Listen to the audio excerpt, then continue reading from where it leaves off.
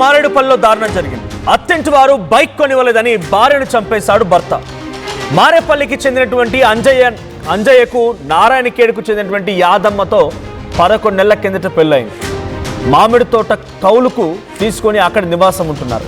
అయితే bike కొనివ్వాలని daily భార్యతో గొడవ పడుతున్నాడట అంజయ్య. ఎంత సర్ది చెప్పినా వినకుండా తాగొచ్చి కొట్టేవాడు. అత్తింటి వాళ్ళు బైక్ కొనిస్తామని మాటిచ్చి అయినా కూడా వినలేదంట అంజయ్య. పెళ్ళై 11 నెలలైనా ఇంకా బండి ఇవ్వలేదని చెప్పి చున్నీతో మెడ చుట్టూ బిగించి భార్య ప్రాణాలు తీశాడు అంజయ్య. కేసు అయితే జైల్లో పెడతారని తాను కూడా బలవన్మరణానికి పాల్పడ్డాడు. ఇక మనం ఫోటోలో చూస్తున్నటువంటి ఇద్దరు కూడా చనిపోయారు. కేవలం ఒకే ఒక్క కారణం, బైక్ అత్తింటి వారు కొనిస్తానని చెప్పి కొనియలేదంట.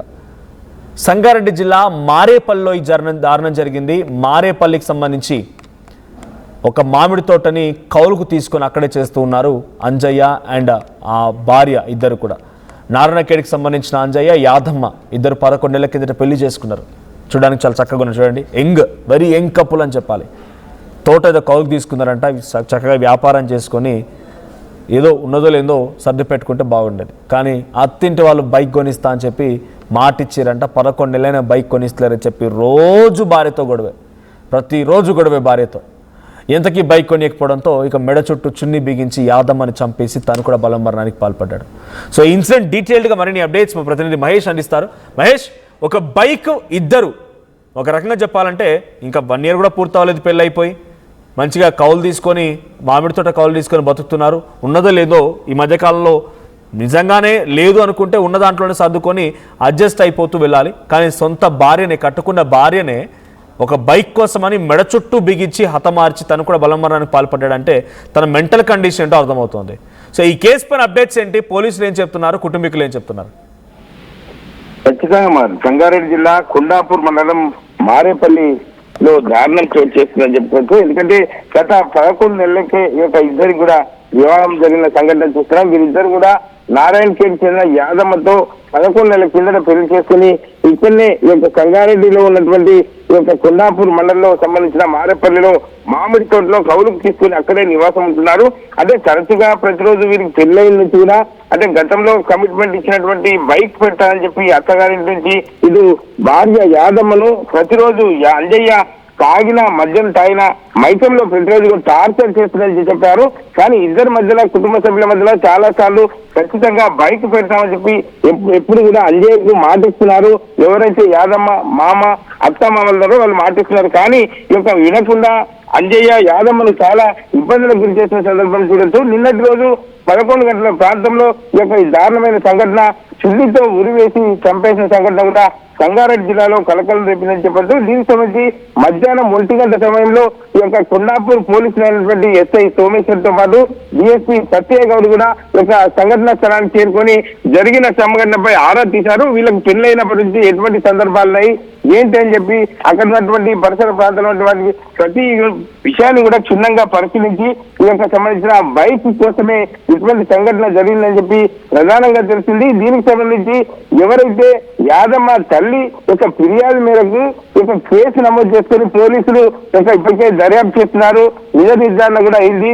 బైక్ కోసమే యాదమ్మను చంపేసినట్టు మనకు తెలిసింది. దీనికి సంబంధించి అంటే ఒక బిడ్డని ఇస్తే ఖచ్చితంగా ఒక పారాని ఒక పెళ్లి చేసిన తర్వాత కలిసిమెలిసి ఉంటారు, అన్యోన్యంగా ఉంటారని చెప్పి ఉద్దేశించి ప్రతి ఒక్క తల్లిదండ్రులు కోరుకుంటారు. కానీ ఒక మూర్ఖుడు అయినటువంటి ఎవరైతే అంజయ్య ఉన్నాడో ఇక పెళ్లి చేసుకున్నప్పటి నుంచి కూడా భార్యను సంతోష పెట్టాల్సిన యొక్క అంజయ్య ఒక భార్యను ప్రతిరోజు ఒక ఈ టార్చర్ చేసుకుంటూ ఇబ్బందులు గురి చేసిన సంఘటన చూస్తుంటే అంటే ఎవరు కూడా పెళ్లికి ఖచ్చితంగా బైకే ఉండాలని చెప్పి రూల్ అయితే ఉండదు. కానీ ఒక అంజయ్య వక్రబుద్ధి వల్ల ఇటువంటి సంఘటన చోటు చేసుకోవడం 2 నిండు ప్రాణాలు. ఎందుకంటే ఇటు అంజయ్య కేసు అయితే నేను కూడా జైలుకి వెళ్తానని చెప్పి అంతర్గతంగా క్షోభకు గురై అతను కూడా బలవన్మరణానికి పడిన సందర్భం చూస్తున్నాం.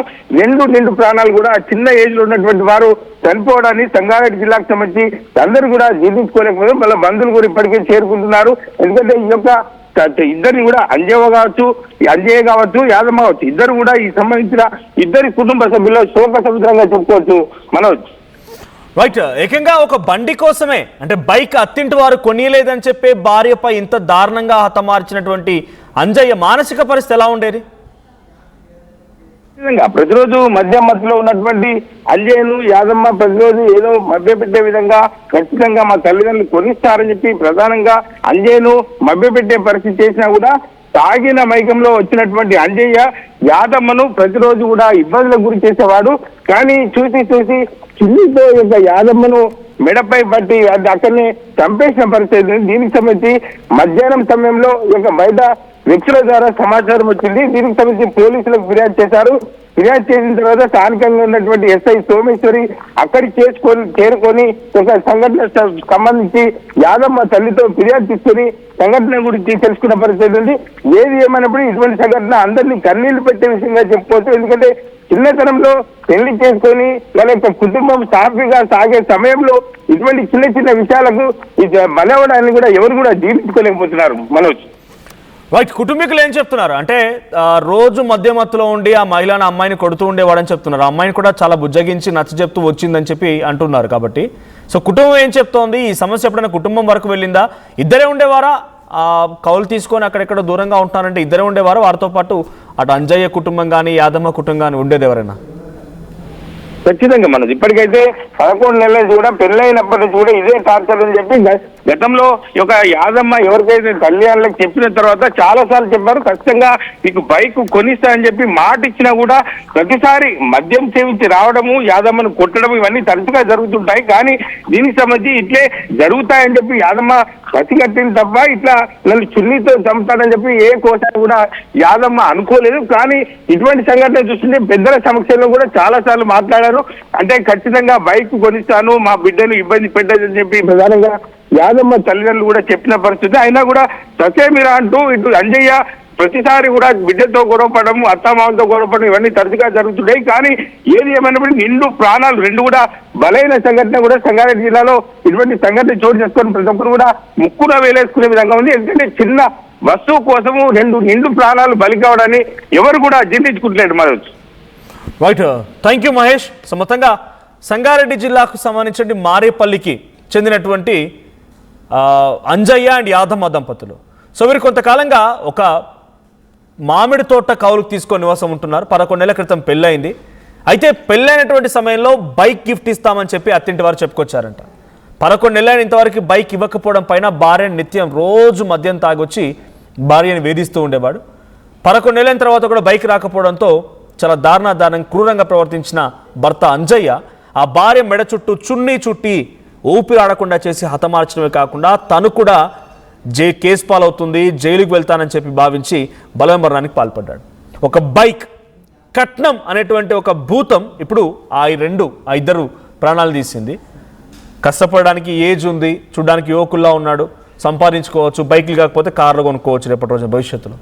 కానీ అత్తింటి వారు కొనియాలని చెప్పి ఎంత దుర్మార్గంగా తన భార్యని చంపి తను కూడా చనిపోయాడు. చూడండి, 11 months అంతే పెళ్ళయి కూడా పూర్తిగా 7 కాలం పూర్తి కాలేదు. అంతలేనే ఈ దారుణానికి ఒడిగట్టాడు. నారాయణఖేడ్కి చెందినటువంటి అంజయ్య యాదమ్మని పెళ్లి చేసుకొని ఒక మామిడి తోటని కౌలు తీసుకొని ఉంటూ ఉండగా ఈ బైక్ విషయం పైన భార్యాభర్తల మధ్య గొడవ వచ్చి భార్యని చున్నీతో బిగించి మెడ చుట్టూ బిగించి ఊపిరాడకుండా చేసి దారుణంగా హతమార్చాడు. ఆ తర్వాత కేసు అయిద్దేమో అని భయపడిపోయి తను కూడా బలమరణానికి పాల్పడ్డాడు.